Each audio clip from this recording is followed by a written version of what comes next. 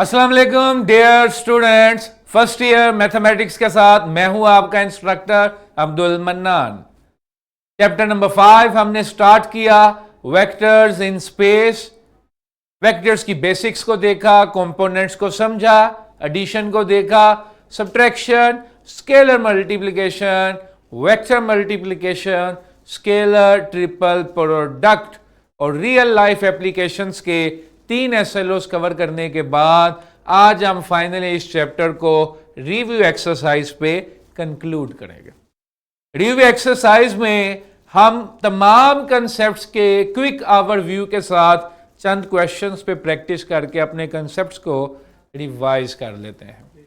ठीक है जी, तो without wasting any further time let's move to review exercise.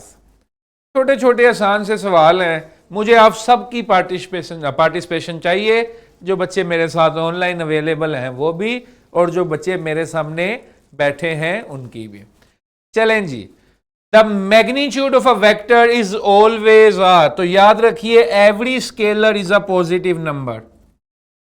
ठीक है जी, every scalar is a positive number. तो मैग्नीट्यूड जो है वो स्केलर है सिर्फ। The components of vectors are given as ax and ay. What is the magnitude? तो आप मुझे बताएं, शाबाश, कमेंट में लिख के बताएं। ओके, मैग्नीट्यूड होगी जी अंडर रूट ए एक्स का स्क्वायर प्लस ए वाई का square 5।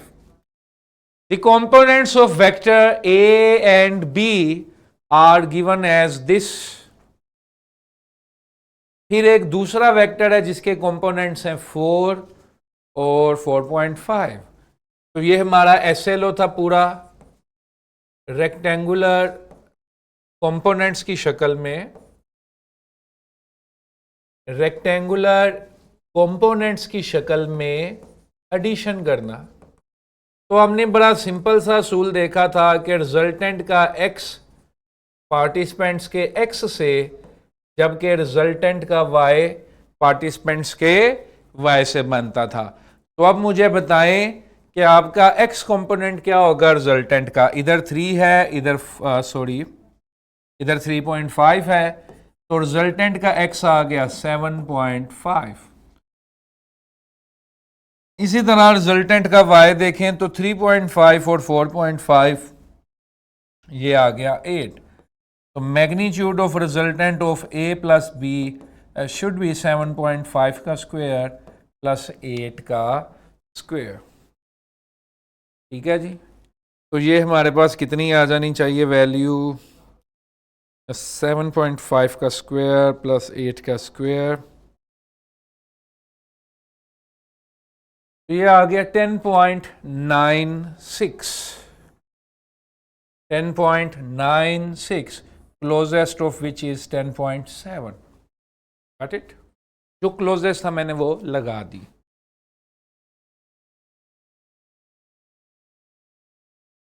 The vector component are 3 and 4. The angle theta between the position direction of x-axis.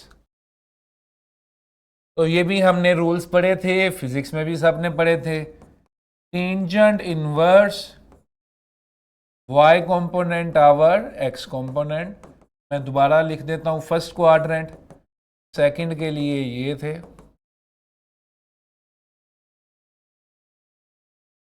ये एब्सोल्यूट वैल्यू होती है, पॉजिटिव वैल्यू।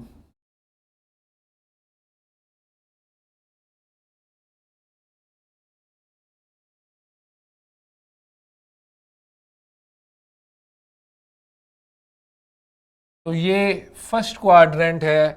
फर्स्ट क्वाड्रेंट में सब कुछ पॉजिटिव है। पहली कंडीशन जो है वो लगाई जाएगी, टेंजेंट इनवर्स मेरा y है 4, मेरा x है 3, तो ये तकरीबन 53 पॉइंट समथिंग डिग्री। करेक्ट? समझ आ रहा जी? बेसिक से सीधे सीधे से सवाल है, कोई भी तो मुश्किल सवाल आया ही नहीं। क्वेश्चन नंबर 5 आपने खुद कर लेना है। u गिवन है, आपने 4u प्लस 5v बना लेना है। तो इसको हाफ को कम कर लेते हैं। 4 इंटू 5 20, 5 इंटू 6 30, तो 20 प्लस 30, यानी कि पहला कंपोनेंट 50 आना चाहिए, वो इसमें भी है और इसमें भी है। अच्छा जी, 4 2 8 और 5 माइनस 7 माइनस 42, 4 2 8 और 5 माइनस 42 जमा 8,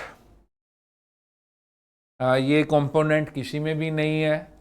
ठीक है जी, इसका राइट ऑप्शन जो है वो आपने खुद लिखना है। राइट ऑप्शन जो है वो होगा 50i, 4 2 8, 8 माइनस 42 माइनस 34j, 4 3 12, 12 जमा 15 27 जमा 27 के, तो आप इसको 34j कर लीजिए, आपका काम हो जाएगा। Got it? ठीक है students. Two vectors u and v will be perpendicular if the angle between them is 90 degree or the dot between them is 0 degree. If the two vectors u and v, then the angle between them is, अब ये तीन तीन components given है और तीन तीन components के given होने की शक्ल में हमने एंगल फाइंड करना है। तो मैं सिर्फ आपको अप्रोच बताने लगा हूं। आप सबके सामने कैमरा लाइए जी, आप सबके सामने फार्मूला लिखे है एंगल फाइंड करने का, लेकिन ये फार्मूला इस 7th MCQ के लिए सूटेबल नहीं है, क्योंकि ये फॉर्मूला दो कंपोनेंट्स को यूज करता था। अब जरा सोचें, हमने पढ़ा था पूरा डेडिकेटेड SLO था एक टॉपिक में, वो टॉपिक का नाम आपने बताना है, जिसमें पहले कहा जाता था cosine of the angle find करें, उस कोसाइन से फिर हम एंगल फाइंड करते थे। जी कौन सा टॉपिक था? शाबाश, very good, scalar product. Scalar product में हमने पढ़ा था find the angle between two vectors using scalar product. Got it? अब जो एंगल है वो ऐसे निकलेगा, cos inverse u dot v divided by u magnitude v magnitude. तो इसमें तीन कंपोनेंट्स हों तो ये वाला फॉर्मूला हमें एडवाइजेबल है, ये आपने खुद करना है। मैंने आपको इसका हिंट दे दिया और आपको खुद अलर्ट हो जाना चाहिए। ये हम पूरा SLO डेडिकेटेड इस पे कवर करके आए हैं स्केलर प्रोडक्ट के अंदर। आगे चलेंगे, यहां तक किसी का कोई सवाल? नो सर, ओके जी, वेरी गुड, आगे चलते हैं। हमारे पास हैं जी, if two of the three vectors are equal, very interesting question. If two of the three vectors are equal, then the value of their scalar triple product is, शाबाश, scalar triple product में कहता है कोई से दो vectors एक जैसे हो गए। लेट्स से जो मैंने केस लिख दिया u dot v cross v, दो वेक्टर्स एक जैसे हो गए v v। अब मुझे बताइए कि डॉट प्रोडक्ट क्या होना चाहिए?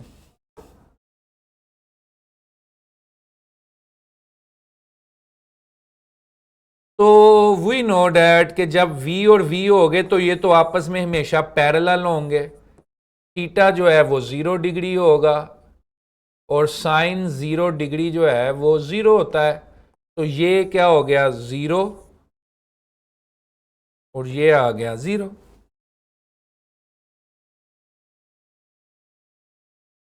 ठीक है जी, दो वेक्टर्स एक जैसे कर दिए तो वो क्या हो गए? पैरेलल। तो पैरेलल का क्रॉस क्या होता है मिस्टर लुकमान?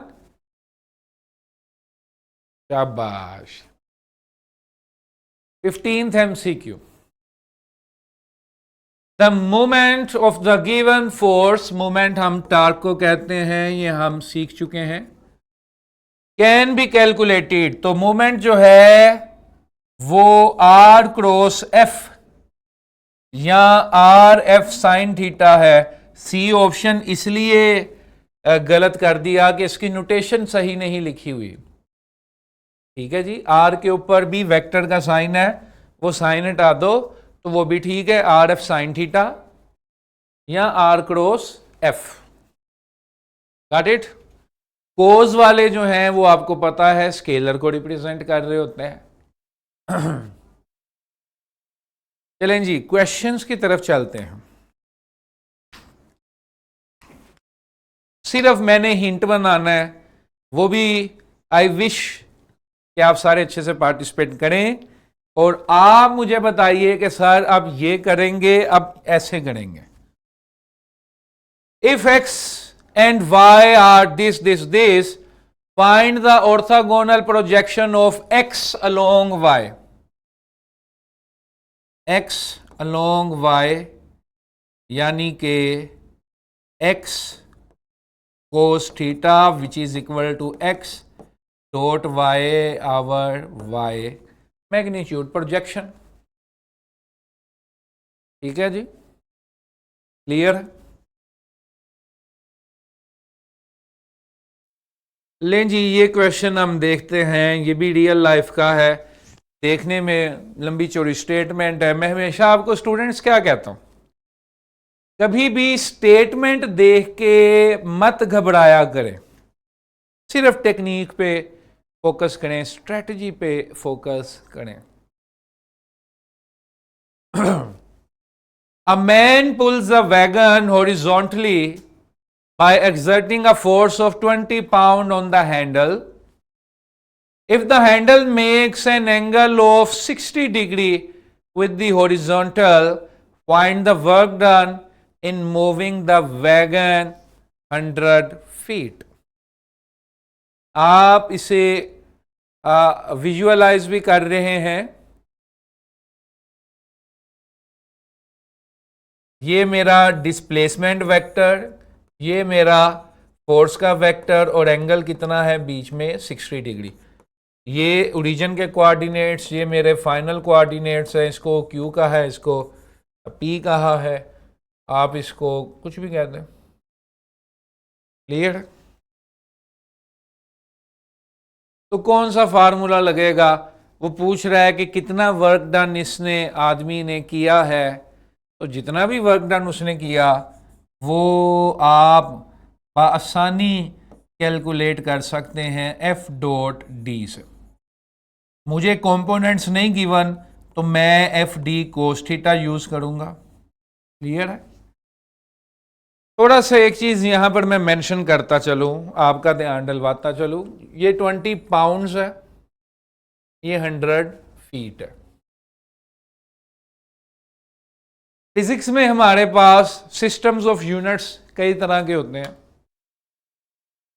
जो यूनिट आप 9th 10th में यूज करते आए हैं और फर्स्ट ईयर में भी मोस्टली यूज करेंगे, वो MKS है, जिसमें लेंथ मीटर्स में, मैस किलोग्राम में और टाइम हमेशा सेकंड में कैलकुलेट होता। फिर एक CGS सिस्टम है जिसमें लेंथ सेंटीमीटर में, मैस ग्राम में और टाइम सेकंड्स में मेजर होता। फिर एक तीसरा सिस्टम है जिसे FPS या ब्रिटिश इंजीनियरिंग सिस्टम भी कहते हैं हम। तो FPS में क्या होता है जी कि मैस को हम ना किलो में लेते हैं ना ग्राम में लेते हैं, मैस को हम पाउंड्स में लेते हैं। जिस तरह आप देखें तो ब्रिटिशर्स जो हैं या यूरोपियंस इवन, वो मैस को पाउंड्स में मेजर करते हैं ना। आप केक भी लेने जाते हैं 2 पाउंड का केक, तो वो जो 2 पाउंड है वो तकरीबन 1 किलो होता है, थोड़ा सा 1 किलो से कम होता है। ठीक है जी, गॉट इट। तो ये FPS यूनिट में मैस गिवन है, आप इसे मैस को किलोग्राम में ले जाएं, मल्टीप्लाई बाय 10 करके न्यूटन बना दें।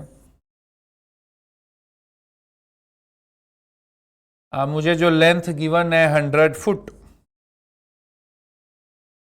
इस फुट से मीटर बना दें। 1 फुट में तकरीबन 3.303 मीटर होते हैं। फिर ये फार्मूला अप्लाई करें, जवाब आपके सामने। ठीक है स्टूडेंट्स, तो ये एक आसान चैप्टर था जिसमें SLOs जो हैं वो हमने 4 कैटेगरीज में ग्रुप कर दी। एक बेसिक्स, जिसमें हमने रेक्टेंगुलर कंपोनेंट्स इन स्पेस देखे। और एडिशन देखी, एडिशन की प्रॉपर्टीज़ देखी, दो अलग अलग group, scalar multiplication, vector multiplication, vector product, यानी कि इनकी प्रॉपर्टीज़, इनके करेक्टरिस्टिक्स कैसे लो, 3 ग्रुप हो गए। चौथा ग्रुप जो है वो स्केलर ट्रिपल प्रोडक्ट, जिसमें हमने कलेक्टिवली 5 SLOs कवर किए। और लास्ट था हमारा रियल लाइफ एप्लीकेशन। कुरिकुलम में वेक्टर और क्रॉस प्रोडक्ट की एप्लीकेशन उनके साथ साथ भी है, अलग से भी है। तो आपने कल देखा कि हमने सिंपल एप्लीकेशंस भी देखी, मल्टीप्लिकेशन की एप्लीकेशन भी देखी। जिस तरह ये वर्क डन का क्वेश्चन जो है ये डॉट प्रोडक्ट की एप्लीकेशन है, यानी कि वेक्टर प्रोडक्ट्स की में से एक एग्जांपल है। ठीक है जी। तो उम्मीद है ये चैप्टर आप सबको अच्छे से समझ आया होगा। इसकी प्रैक्टिस भी करें, क्वेश्चन बैंक भी सॉल्व करें। इस रिव्यू एक्सरसाइज में हर चैप्टर के रिव्यू एक्सरसाइज की तरह एक डिटेल्ड MCQ बैंक, जिसका लेवल थोड़ा सा डिफ़िकल्ट होगा, इवेंचुअली डिफ़िकल्ट होगा, यानी कि थोड़े थोड़े से करते करते आप जाएंगे, एकदम मुश्किल से MCQs नहीं होंगे। वो भी आपने सॉल्व करना है, उसकी प्रैक्टिस करनी है और सारी वर्कशीट्स को भी साथ साथ सॉल्व करना है। अब इस चैप्टर में बुक के सिर्फ 4 चैप्टर्स हमारे पास रह गए, तो कल इंशाल्लाह हम नया चैप्टर स्टार्ट करेंगे। इसी के साथ इजाज़त दीजिए।